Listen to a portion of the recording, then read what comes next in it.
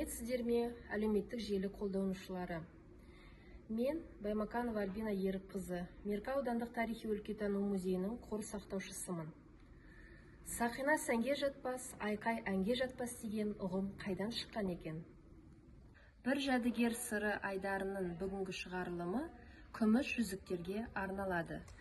Ертеде халқымыз ас адал болу үшін әйелдің қолында міндетті түрде сақина немесе жүзік болуы керек деп санаған. Тіліміздегі сақинаны сәнге салмайды, ол тазалыққа таразы деген ұғым сақинаның тек сәндік қана емес, гигиеналық қызмет те атқарғанын дәлелдейді. Арасында бұл тұжырымдар негізсіз емес. Өйткені сақиналар көбіне күмістен жасалған. Ал таза күмісте әртүрлі ауру қоздырғыш микробтарды өлтіретін қасиет бар. Жүзіктер болса сан түрлі үлгіде жасалған. Жүзіктің жасалуы сақинадан күрделірек. Қазақ халқы асыл тастардан көз қондырылған жүзік, тасы жоқ, тек алтын, күмістің өзінен ғана көз шығарғанын сақина, көзі жоқ шығыр түріндегісін балдақ деп атаған.